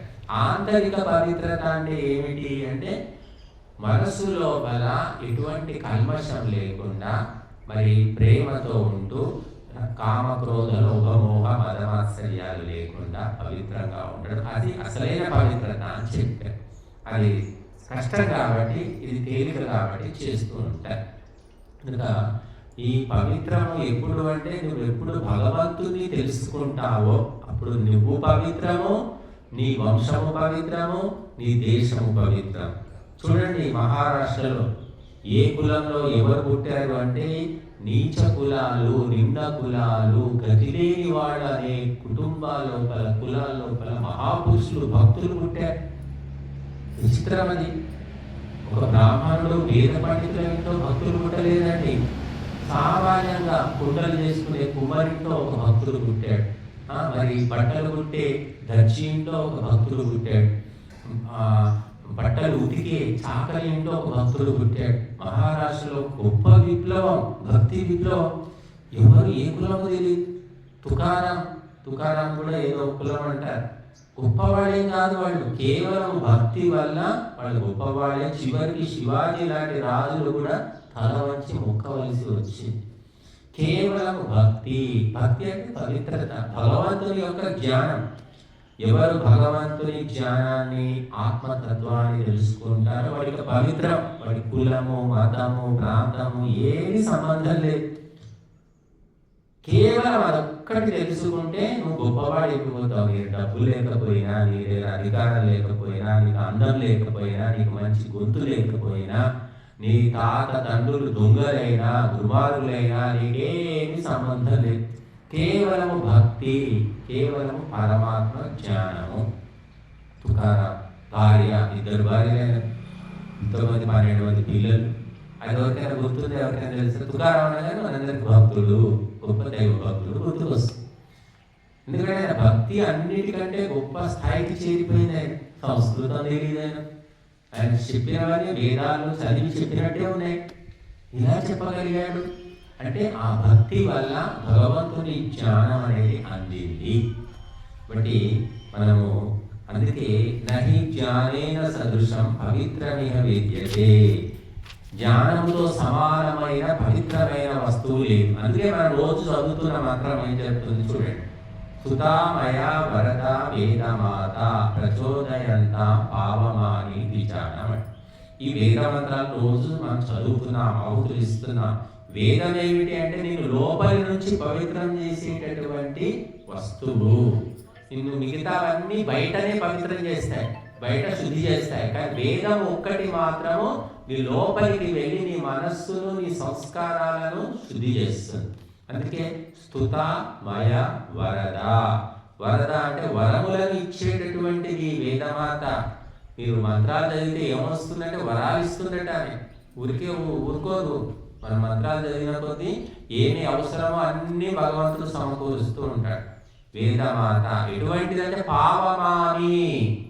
పావమాని అంటే పవిత్రకారిణి, పవిత్రం చేస్తుందట వేదమాత. ఎలా చేస్తుందంటే ఆంతరికంగా చేస్తుంది, బయట చేయదా. నీ ఆత్మశుద్ధి చేస్తుంది. జన్మ జన్మల దుష్ట నీచ సంస్కారాలు, సంకల్పాలు, వాసనలు అన్ని కూడా వరదలో కొట్టుకుపోతాయి. అటువంటి పవిత్రత కేవలం వేదమాత ఇస్తుంది. నీళ్ళలో మునిగితే వచ్చే పవిత్రత, ఉక్కిన బట్టలు వేసుకుంటే వచ్చే పవిత్రత అది బాహ్యము, బయటికే, లోపల లేకపోదా పవిత్రత. కానీ వేదమాత ఇచ్చేది నీ ఆత్మను శుద్ధి చేసి నిన్ను మనుష్యుని నుండి దేవతగా మారుస్తుంది. అంత గొప్ప పవిత్రత ఇస్తుంది. కాబట్టి పావమాని అని చెప్పారు ఇక్కడ. పావమాని అంటే పవిత్రము చేసేది. అగ్నికి కూడా ఒక పేరుంది, పావకుడు. పావకుడు అంటారు. పావకుడు అంటే పవిత్రం చేసేవాడు. ఇప్పుడు అగ్నిలో ఆహుతేగానే సుగంధం వ్యాపిస్తుంది, పవిత్రం అవుతుంది. అగ్నిలో కాలిస్తే పవిత్రం. చూడండి, శవాన్ని ముట్టుకుంటే అందరూ కూడా అంటుముట్ట అంటాం. శవాన్ని అగ్నిలో కాలిస్తే పవిత్రం అయిపోయింది, ఏమీ లేదు, మట్టిలో కలిసిపోయింది. ఆ మట్టిని చల్లుతాం, ఆ బూడిదంతా పొలాలు చల్లామనుకోండి, మళ్ళీ అందులో వచ్చే పంట పండుతుంది, అదే అన్నం తింటున్నాం, అది పవిత్రమని. చూడండి, కాబట్టి పవిత్రత బాహ్యము వరకే పరిమితం. బాహ్యము వరకే చాలా మంది అట్టి ఆలోచిస్తారు. ఉతుక్కున్నావా లేదా, స్నానం చేసినావా లేదా అంటారు. లోపల చెత్త అంతా ఎవరు శుభ్రం చేయాలి, ఎవరు బాగు చేయాలి అంటే నువ్వే చేసుకోవాలి. ఎప్పుడు చేస్తావు, ఏ జన్మకు చేస్తావు తెలియదు. అలాగా పిచ్చి తిరుగుళ్ళు తిరుగుతూ ఉంటారు, రాజకీయాలు తిరుగుతూ ఉంటారు, ఇంకేదో తిరుగుతూ ఉంటారు, ఏమంటారు పనికి వాళ్ళ షోకు తిరుగులు తిరుగుతూ ఉంటారు, రకరకాల తిరుగుళ్ళు. కానీ ఈ ఆత్మను శుద్ధి చేసుకోవాలి అనేటటువంటి ఆలోచనే రాదన్నమాట. కాబట్టి జ్ఞానము కంటే పవిత్రమైన వస్తువు లేదు అని మన దేశంలో ప్రూవ్ అయిపోయింది. ఏనాడు మనం మహర్షులు మొక్కుతున్నాం. వాళ్ళందరూ ఎక్కడ పుట్టారు, ఏమిటి వాళ్ళ చరిత్ర ఏమిటి అంటే అసలు విచిత్రంగా ఉంటుంది. వ్యాసుడే కులమందు వాసిగా జన్మించే, విదురుడే కులమందు విభవముందే, కర్ణుడే కులమందు ఘనముగా వర్ధిల్లే, ఆవశిష్ఠుడెందు నవతరించే, ఇంపుగా వాల్మీకి ఏ కులంబున పుట్టే, గుహుడను పుణ్యుడే కులము వాడు, శబరి ఏ కులమందు జన్మముందే, నీ కృపాపాత్రులకు జాతి నీతులేలా అని చెప్తాడు కవి. అంటే భగవంతుని భక్తిని ఎవరు అలవర్చుకుంటారో అని ఎవ్వరు అడగరు. మేము 35-40 ఏళ్ళ నుంచి ఈ ధర్మ ప్రచారంలో ఉన్నాం. ఎవరు కూడా ఎంతవరకు మీ అమ్మా నాన్న ఎవరు, మీ కులం ఏంటని ఎవ్వరు అడగలేదు. ఆది సమాజంలో అడగలేదు, బయట అడగలేదు. ఎందుకంటే face is the index of the mind అంట. మొహం చూస్తేనే తెలిసిపోతుంది అన్నట్టు. కనుక మనము నిజాయితీగా నాటకాలు ఆడటం కాదు, గుటకాలు చెప్పడం కాదు, నిజాయితీగా అంకితం అయితే ఆ భక్తి వల్ల ఆత్మోన్నతి జరుగుతుంది, లోక కళ్యాణం కూడా జరుగుతుంది. ఇప్పుడు వ్యాసుడు ఎవరు? వ్యాసుడు మహాభారతం రాశాడు. వ్యాస పూర్ణిమ అని చెప్పేసి ఆషాఢ పూర్ణిమ నాడు గురు పూర్ణిమ అని గురువులను ఆదరిస్తున్నారు. వ్యాసుడు ఎవరికి పుట్టాడు అంటే సత్యవతి సుతుడు. సత్యవతి ఎవరు? చేపలు పట్టుకునే ఆ మత్స్యరాజు యొక్క కూతురు. మత్స్యగంధి అనే పేరు కూడా అనుకుంది. చేపలు పట్టే ఆయన, ఆమె కొడుకే వ్యాసుడు. మరి ఎవరైనా అంటారు బేస్త తల్లి అని ఎవ్వరు అనరు. ఎందుకంటే అన్ని మర్చిపోయి అవన్నీ అవసరం లేదు మనకు. ఎక్కడ ఆయన యోగ్యత అర్హత అంతవరకు. వాల్మీకి ఎవరు? ఇంతకుముందు దొంగతనాలు చేసేవాడు, రత్నాకరుడు అనే దొంగ. మరి ఋషి అయిపోయాడు. ఆయన దొంగ అంటారు ఎవరైనా? ఏ దొంగ అయినా వాల్మీకి బొమ్మ పెట్టుకుంటాడు, దొంగలు ఎవరు పెట్టుకోరు. అంటే గత చరిత్ర మర్చిపోయారు. ఆయన ఋషి అయిన తర్వాత మన వాల్మీకి చేయండి అని చేసుకుంటారు. మరి విదురుడు ఎవరు? విదుర నీతి అని మనకు గ్రంథం ఉంది భారతంలో. దాసి కొడుకు ధృతరాష్ట్రుడు యొక్క అంతఃపురంలో దాసి అన్నమాట. ఆ గాంధారి దగ్గర ఒక దాసి. ఆ దాసికి మరి కొన్ని కారణాల వల్ల ఆ వ్యాసుని వల్ల సంతానం అవుతుంది. ఆ దాసికి పుట్టినవాడే విదురుడు. కానీ ఆయన గొప్ప ధర్మవేత్త. ఆయన దాసి కొడుకు అని ఎవ్వరు అవమానించలేదు, నిందించలేదు. అంటే యోగ్యత అనేది ముఖ్యం అన్నమాట. అలాగే శబరి ఎవరు? ఒక శబర అంటే ఆటవిక స్త్రీ. ఆమె కూడా ఎంతో గొప్ప స్థితిని పొందింది. సజీవంగా ఆమె మోక్షాన్ని పొందింది. యోగ శక్తితోటి యోగినిగా మారింది ఆమె. గుహుడు ఎవరు అంటే పడవ నడుపుకునేవాడు. అటువంటి గుహుడు కూడా అది గొప్పవాడు అయిపోయాడు. అలా వీళ్ళందరూ ఏమిటంటే భగవంతుని భక్తి, ధర్మాచరణ, క్యారెక్టర్ లేకుండా దొంగ స్వాములు, దొంగ బాబాలు, నకిలీ బాబాలు 100,000 లక్షల మంది ఉన్నారు భారతదేశంలో. మీరు కాశీ పోండి, హరిద్వార్ పోండి, రిషికేశ్ పోండి, ఇలాంటి కాషాయం బట్టలు వేసుకొని లక్షల మంది తిరుగుతూ ఉంటారు. ఒక్కరికి పుట్ట చెందే అక్షరం రాదు, వాక్కు స్పష్టంగా ఉండదు, ఊరికి బట్టలు వేసుకొని తిరుగుతారు. ఎందుకంటే వాళ్ళ భోజనం దొరుకుతుంది. ఇక్కడ సేట్జీలు ఉంటారు, శెట్టిగారులు, వ్యాపారులు, బిజినెస్ మ్యాన్, డబ్బులంతా జమ చేసి అక్కడ పోయి అన్నదానం చేస్తూ ఉంటారు. రోజు అన్నం దొరుకుతుంది. ఇంకా చదవాల్సిన అవసరం ఏముంది, చెప్పాల్సిన అవసరం ఏముంది. అట్లా ఊరికే కాషాయం వేసుకొని గంజాయి తాగుతుంటూ గుట్కా తినుకుంటూ బోలెడు మంది ఉంటారు. మనం చూడండి, గుత్త కాషాయం వేసుకుంటేనే వాళ్ళకి అంత విలువ, అంత అన్నం దొరుకుతుంది. అంటే భగవంతుడికి ఎంత శక్తి ఉంది. మీరు ఏ డ్రెస్ అన్నా వేసుకోండి, ఎవడు అన్నం పెట్టాడు, ఎవడు మొక్కలు కూడా మొక్కడు, మొహం కూడా చూడదు. ఒక్క కాషాయం వేసుకుంటే ఆ వ్యక్తి ఎలాంటి వాడైనా సరే అన్నము దొరుకుతూనే వాడిని పట్టించుకుంటున్నారు, మొక్కుతున్నారు. అంటే భగవంతుడికి శక్తి ఎంత ఉంది ఆలోచించండి.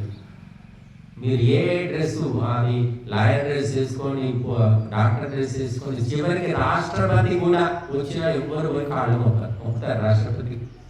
కానీ కాషాయం వేసుకుంటే వాడు దొంగ సాధువా, మంచి సాధువా ఏమన్నా కానీ మొక్కనైతే మొక్కుతాం, ఒక పూట అన్నం అయితే పెడతాం.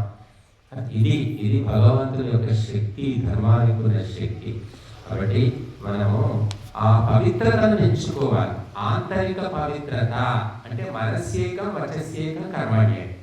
మనస్సులో, మాటలో, నడతలో ఒకే విధంగా ఉంటే అదే పవిత్రత. పవిత్రత అంటే ఏమీ లేదండి.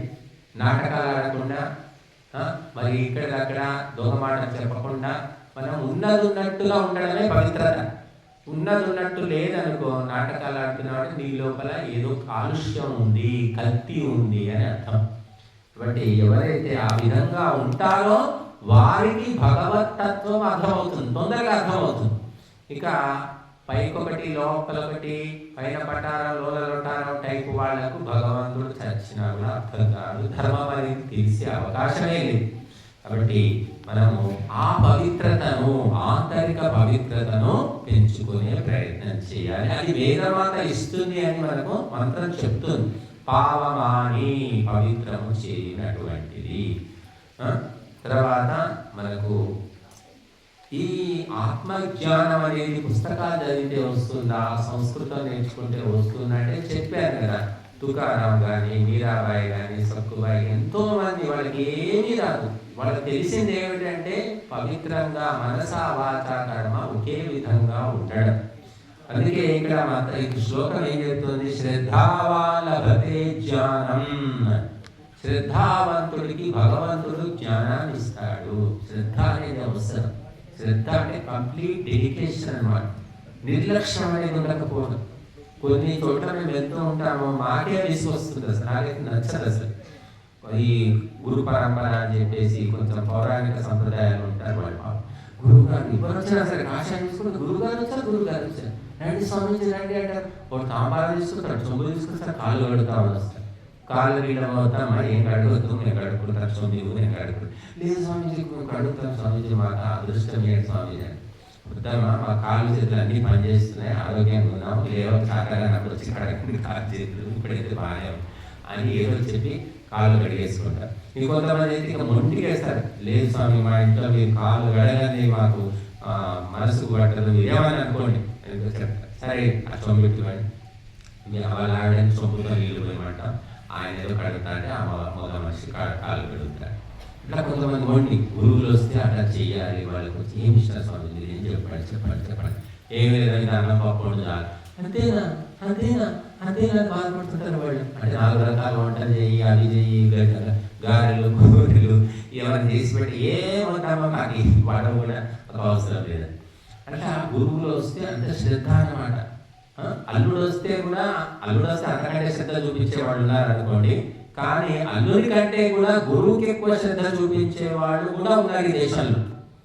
అల్లుడు వాడు చేసుకుని పోతాం, ఉండాలి మా గురువు గారు వచ్చారు, తర్వాత భోజనం పెడతాను, ఉండాలి అంటే వాళ్ళు చాలా గొప్ప జ్ఞానవంతులు అన్నట్టు.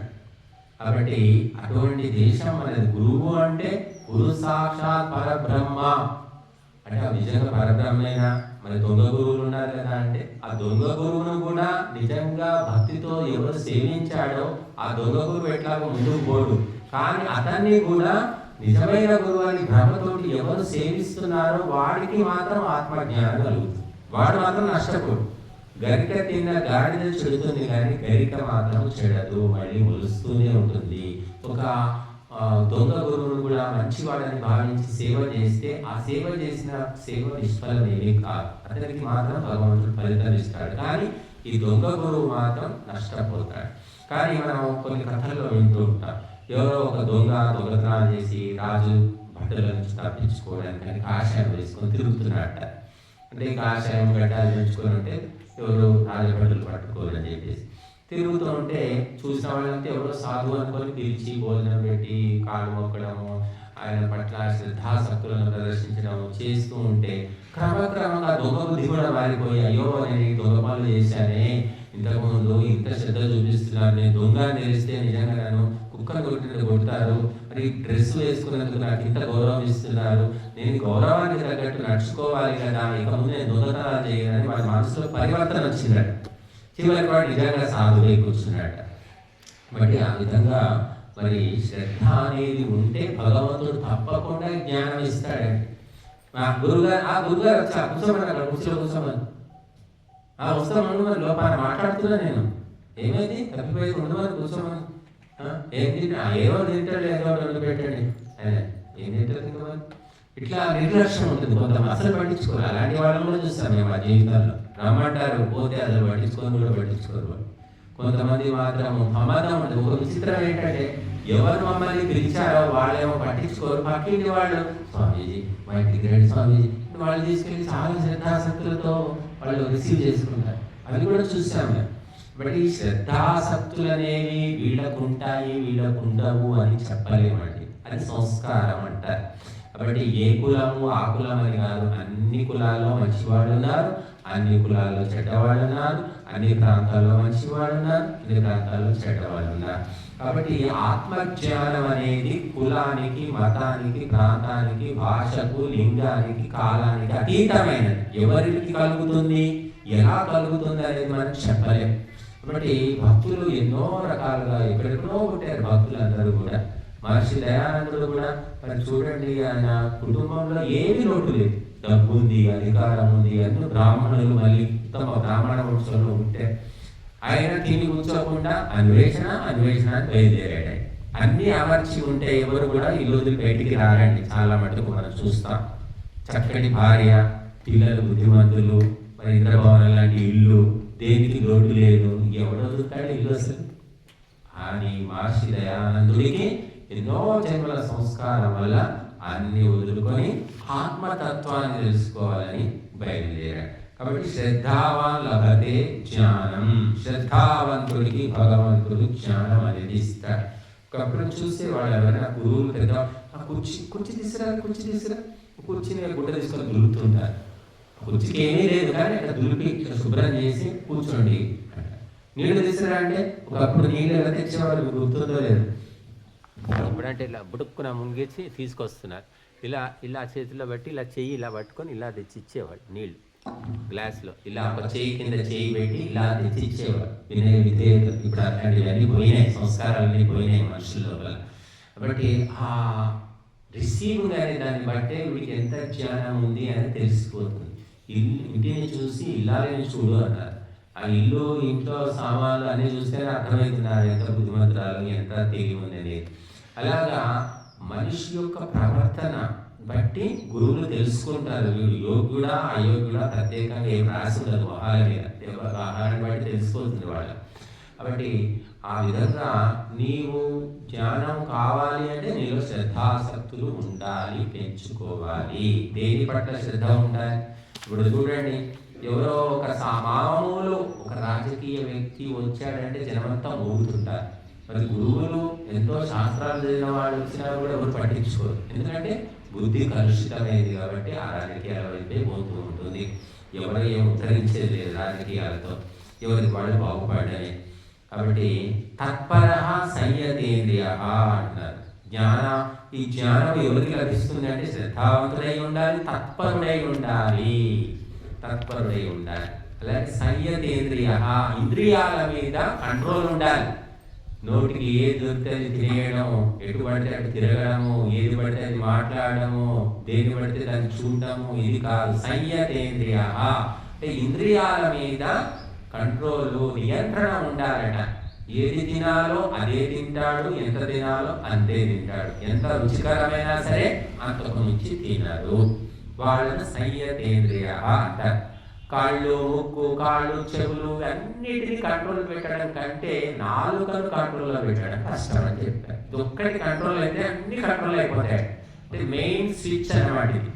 నాలుక ఏం పని చేస్తుందంటే ఒకటి తినడము, ఒకటి తిట్టడం, రెండు పనులు చేస్తుంది. కాబట్టి తిండిని బట్టి తిట్లు కూడా వస్తాయి.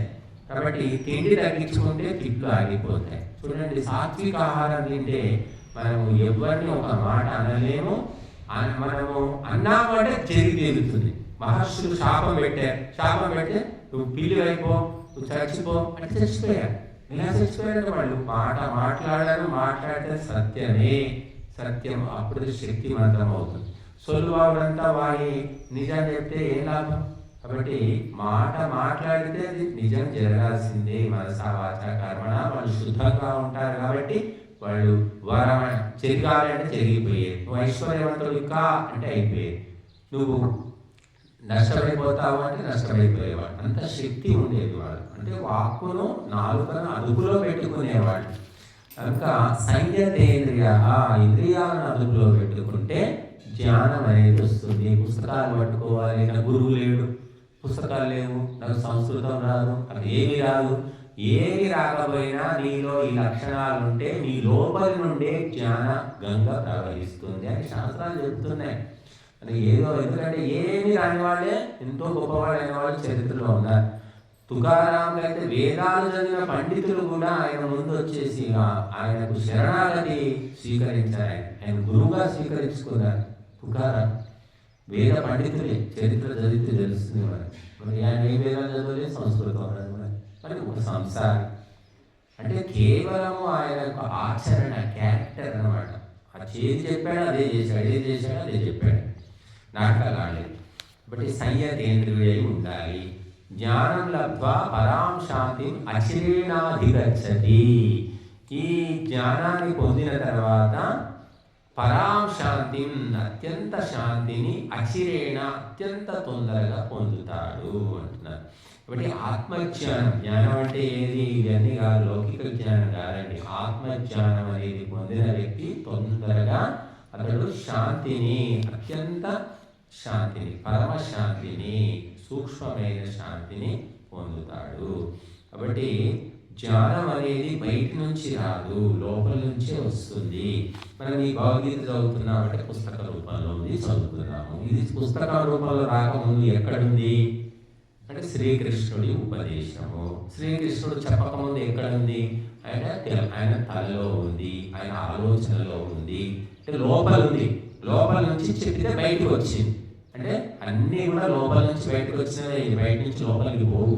కాబట్టి వేదాలు, ఉపనిషత్తులు, భగవద్గీత అన్నీ కూడా లోపల నుంచే బయటకు వచ్చాయి. కాబట్టి మనం కూడా లోపలికి పోతే ఇవన్నీ మనకు కూడా అందుతాయి, మనం కూడా పట్టుకోగలుగుతాం. లోపలికి పోవాలంటే బయటి సంబంధాలు తెచ్చుకోను.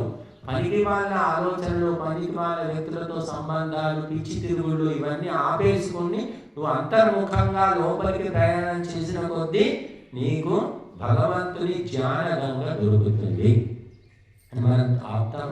పనికి వాళ్ళ తిరుగులు తిరుగుతూనే ఉంటారు. అయిన దానికి కాని దానికి ప్రతి దానికి ఎవరైనా బొట్టు పెట్టి మా ఇంటికి రండి, పేరంట ఉంది, పార్టీ ఉంది, పెళ్లి ఉంది, సావు ఉంది, తద్దినం ఉంది, కాల్పు, ఏమో చెప్తే ఏది చెప్తే వదలకుండా తిరిగే వాళ్ళు ఉన్నారు. కొంతమంది ఎప్పుడు తిరుగుతూనే ఉంటారు, భార్య కాకుండా భర్త భర్త. కానీ కొన్ని ముఖ్యమైనవి, అత్యవసరమైనవి చనిపోయారు పోవాలి, పెళ్ళైతుంది పోవాలి, అంతే. ముఖ్యమైన వాటికి వెళ్ళడం, మిగతా ఆధ్యాత్మిక కార్యక్రమాలు, స్వాధ్యాయం చేసుకోవడం, ధ్యానం చేసుకోవడం, ఇటువంటి వాటికి సమయం ఇవ్వాలి. అప్పుడు అంతర్ముఖం లోపలికి వెళ్తాం. అయిన దానికి కాని దానికి తిరగడం వల్ల బహిర్ముఖ చిత్త వృత్తి ఏర్పడుతుంది. అంటే మనసు ఎప్పుడు కూడా బయట తిరుగుతాం ఇదే ఆలోచన అన్నమాట. ఇప్పుడు ఎలా అయిపోయిందంటే ఈ ఆహార దోషం వల్ల ఫ్యామిలీ భార్య భర్త 5 పిల్లలు నెట్టేసుకొని వాళ్ళకు స్కూల్కు సెలవులు ఇస్తే ఎండాకాలము ఎక్కడ పోతున్నారు?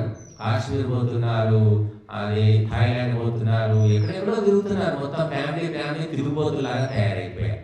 ఎందుకంటే ఆత్మజ్ఞానం లేదు, ఆహార దోషం ఒకటి, సంస్కార దోషం ఒకటి. అందుకే పిల్లల్ని వేసుకొని వెంట తిరుగుతూ ఉన్నారు. ఒకప్పుడు ఇలా తిరిగే వాళ్ళు కాదు, హంసాలు. బాధ్యతలన్నీ వదిలిపెట్టేస్తున్నారు, కర్తవ్యాలు అనేవి లేవు. ఇప్పుడు తాళం వేసుకోవడం, తిరగడం, సెలవు దొరికిందంటే తిరగడం, వంట చేసేది కూడా లేదు, హోటల్లో తిరగడం. కానీ వంట ఆహారం అనేది కూడా చాలా గొప్ప ప్రభావాన్ని చూపిస్తుంది మరి. అందుకే ఎవ్వరు పడితే వాళ్ళు వండింది, ఎవ్వరు బుద్ధిమంతులైతే తినేవాళ్ళు కాదు. కేవలము గతి లేని వాళ్ళు, ఎవరో హోటల్స్ కూడా ఉండేవి కాదు ఒకప్పుడు. ఎవరో ఇంకా గతి భార్య చచ్చిపోయి తింటే వండి పెట్టే దిక్కు లేక గతి లేని వాళ్ళే హోటళ్ళలో తినేదమ్మా. ఇప్పుడైతే మొత్తం ఫ్యామిలీసే తింటున్నారు. అది గొప్ప అనుకుంటున్నారు, కానీ దాని యొక్క దుష్ప్రభావం అనేది తప్పకుండా ఉంటుంది. ఎందుకంటే ఆ హోటళ్ళలో ఉండే వాళ్ళకు శుచి ఉండదు, శుభ్రత ఉండదు, నీతి ఉండదు, నియమం ఉండదు. లోపలికి వెళ్ళి చూడండి, ఎప్పుడైనా ఏదైనా హోటల్ సరే, పెద్ద హోటల్ అని చెప్తాడు వాడు, పెద్ద హోటల్లో ఒంటిలు ఎలా ఉందో చూడండి, మనకు కక్కు వస్తుంది అనమాట. అంత భయంకరంగా ఉంటాయి. ఫుడ్ ఇన్స్పెక్టర్స్ అని ఉన్నారు, వాళ్ళు రైడ్ చేసినప్పుడు ఒక్కొక్క హోటల్ లోపల మరి ఎప్పుడో మురిగిపోయినటువంటి వస్తువులను ఫ్రిడ్జ్లలో పెట్టి అవే వేడి చేసి వడ్డిస్తున్నారు. ఇవన్నీ మనం పేపర్లో చదువుతున్నాం. కాబట్టి మనం ఎప్పుడూ కూడా పవిత్రమైన ప్రదేశంలోనే తినాలి, భక్తుని ఇంట్లోనే తినాలి. మరి శ్రీకృష్ణుడు ఆ భక్తుడు విదురుని ఇంట్లో పోయి తిన్నాడు తప్ప దుర్యోధన ఇంట్లో పోయి తినలేదు కదా. కాబట్టి మనం అది గుర్తు పెట్టుకోవాలి. భక్తి ఉందంటే వాడి కులము ప్రాంతం ఏమి మనకు అవసరం లేదు, ఆ భక్తుని ఇంట్లో పోయి తినేసి. కానీ భక్తి లేని వాడు నీ కులము కావచ్చు, నీ రక్త సంబంధికుడు కావచ్చు, వారి ఇంట్లో తినడం అంటే మనం భక్తిని నష్టం చేసుకోవడమే. కాబట్టి ఈ జ్ఞానము ఆంతరిక జ్ఞానము లోపల నుంచే బయటికి వస్తుంది తప్ప బయట నుంచి లోపలికి పోదు. కాబట్టి ఆంతరిక శుద్ధి చేసుకోవాలంటే యమ నియమాలు పాటించాలి. అహింస, సత్యము, అస్తేయము, బ్రహ్మచర్యము, అపరిగ్రహము, శౌచము, సంతోషము, తపస్సు, స్వాధ్యాయము, ఈశ్వర ప్రణిధానం అని చెప్పారు. ఇవన్నిటిని నువ్వు సాధన చేస్తూ ఉంటే ఆంతరిక శుద్ధి అంటే చిత్తము శుద్ధమవుతుంది. ఇవన్నీ ఎంత వీలైతే అంటారన్నమాట. ఇంకా సంతోషం ఒకటి ఉంది చూడండి. సంతోషం అనేది కూడా గొప్ప సాధన. అసలు ఏమున్నా ఏమి లేకపోయినా నవ్వు మొహం అంట, నవ్వు మొహంతో ఉండడం. కొంతమంది ఏడుకోట్లు మొహాలు అంటారు. ఎంత ఐశ్వర్యం ఉన్నా, ఎన్ని సుఖాలున్నా ఎప్పుడు ఏడుపు మొహమే. వాళ్ళ మొహం చూస్తే ఏడుపు మొహం రావాలి, ఏడుకోట్లు వచ్చిండు దరిద్రాన్ని.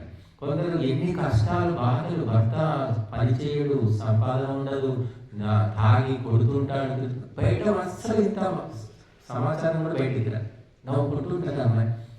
అవన్నీ నిజమా? ఎవరైనా పక్కింటి వాళ్ళు చెప్తే నిజమా అని మనం ఆశ్చర్యపోవాల్సి వస్తుంది.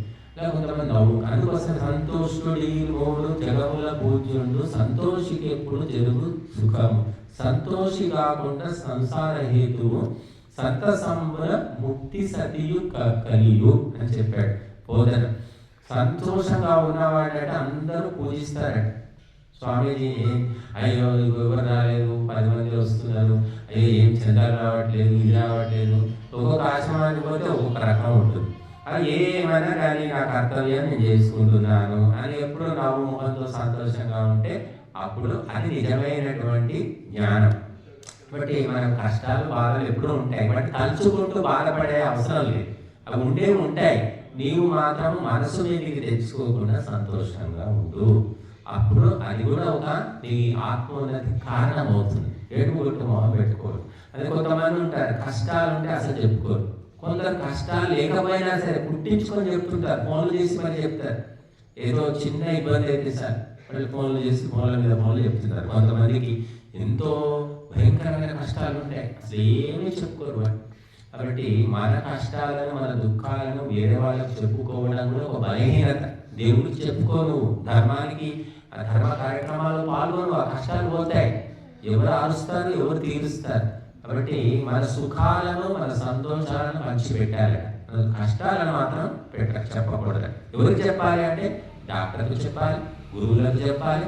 ఎవరు తీర్చగలుగుతారో, ఎవరు పరిష్కారం చేయగలుగుతారో వాళ్ళకే చెప్పు. అనవసరంగా అందరికీ చెప్పుకుంటే అభాసుపాలైపోతావు, దుఃఖమే పెరుగుతుంది తప్ప తరగదు.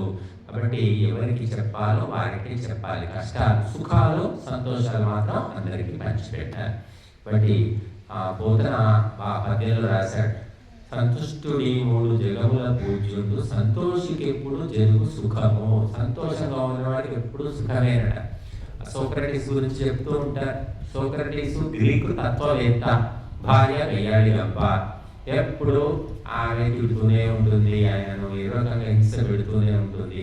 ఆయన పొద్దులేస్తే కూర్చొని అరుగు మీద కూర్చొని తాత్విక చర్చలు చేస్తూ ఉండేవాడు. మరి అయినప్పటికీ కూడా ఆయన సంతోషంగా ఉండేవాడు. కాబట్టి ఆమె ఎన్ని మాటలన్నా గుర్తుపెట్టుకునేవాడు కాదు. మనసు మీదకి తీసుకుంటేనే బాధ, మనసు మీదకి తీసుకునేవాడు కాబట్టి ఆయన ఎప్పుడు కూడా సంతోషంగా ఉండేవాడు. సంతోషంగా ఉండేవాడికి ఈ ఎక్కువ తక్కువలతో పని లేకుండా సంతోషం ఉంటుంది అన్నమాట. ఈ హెచ్చు తగ్గులు, సంతోషం లేని వాడికి ఏది ఉన్నా సరే సంతోషం అనేది కలగదన్నమాట. కాబట్టి మనం సంతోషంగా ఉండడానికి ప్రయత్నం చేయాలి. ఉన్న లోటుపాట్లు ప్రతి మనిషికి ఉంటాయి, ప్రతి వ్యవస్థలో ఉంటాయి. లోటుపాట్లు లేకుండా ఎక్కడ ఉండవు. కాబట్టి ఉన్నది ఉంటుంది, కానీ సంతోషం అనేది మనం ప్రత్యేకంగా మనం ఒక ప్రవృత్తి పెంచుకుంటే పెరుగుతుంది. కాబట్టి ఆ సంతోషాన్ని కూడా మనం ఒక నియమాల్లో చెప్పారు అందుకోసమే. కాబట్టి మనము ఆంతరిక పరిజ్ఞానాన్ని, ఆంతరిక ఆత్మజ్ఞానాన్ని పెంపొందించుకుంటున్న కొద్దీ కూడా మనకు పవిత్రత అనేది లభిస్తుంది. పవిత్రత ఎప్పుడు ఉంటుందో ఆంతరికంగా నీలో స్వతసిద్ధంగా భగవంతుడు జ్ఞానాన్ని ఇస్తాడు. ఏమి చదువురాని వాళ్ళు మనం చూస్తున్నాం. ఆ ఇళయరాజా అంటారు. ఇళయరాజా ఎవరు? ఒక మామూలు అతను ఒక వెనుకబడిన వర్గంలో పుట్టిన వ్యక్తి, గొప్ప సంగీతవేత్త అయ్యాడు. జేసుదాస్ కూడా ఒక మామూలు ఒక గుడిసెలో పుట్టిన వ్యక్తి. మరి అదేమో అంటారు. ఇంకా ఆమె ఉంది కేరళలో, అమృతానందమయ్య మాత అంటారు. ఆమె ఎవరు? ఆమె కేరళ. ఆమె ఒక బేస్త కుటుంబంలో పుట్టిందని, చదువు లేదు, ఇప్పటికీ చదువు రాదని. ఆమెకు ఎంతమంది కోట్ల మంది ఫాలోవర్స్ ఉన్నారు. కేవలము చిన్నప్పటి నుంచి కృష్ణుడి భక్తి అనే దాని వల్ల ఆమె కులము పట్టించుకోవట్లేదు, ఆమె చదువు రాని, ఆమె అందంగా కూడా ఉండదు, నల్లగా ఉంటుంది. అవన్నీ ఎవరు చూడరు. మరి భక్తి అనేది అన్నిటికంటే డామినేట్ చేస్తుంది. కాబట్టి నువ్వు భక్తిని పెంచుకోవయ్యా, దైవ భక్తిని పెంచుకో, ధర్మాన్ని ఆచరించుకో అని చెప్తున్నాయి శాస్త్రాలు. మనమేమో బంధువుల్లో అందరు నన్ను గుర్తించాలి, బంధువుల మధ్య చిన్న చూపుగా ఉంది, నాకు ఇల్లు లేదు, నాకు ఉద్యోగం లేదు, నాకు అది లేదు, ఇది లేదు. కొంతమంది ఎప్పుడు చూసినా బంధువులని ఇంప్రెస్ చేయాలి, బంధువుల్లో మెప్పు పొందాలని ప్రయత్నం చేస్తుంటారు. అది ఎప్పటికీ అయ్యే పనే కాదు. వాళ్ళు ఏదో ఒక వంక పెడుతూనే ఉంటారు. కాబట్టి నువ్వు లోకం లోపల భక్తిని పెంపొందించుకుంటే ఏ సంబంధం లేని వాళ్ళు, ఎక్కడి వాళ్ళైనా సరే నేను గౌరవిస్తారు, నీకు అన్నం పెడతారు, నువ్వు జీవితంలో ముందుకు వెళ్తావు. కానీ కేవలము రక్త సంబంధికులను, బంధువులనే ఇంప్రెస్ చేయాలనుకుంటే మాత్రం నీ జీవితమే నష్టపోతుంది. కాబట్టి నువ్వు ధర్మాచరణకు ప్రాధాన్యం ఇవ్వాలి, దైవ భక్తికి ప్రాధాన్యం ఇవ్వాలి. అప్పుడే మన జీవితం ధన్యమవుతుంది. ఈ భారతదేశంలో పుట్టినందుకు మన జన్మ సఫలమవుతుంది.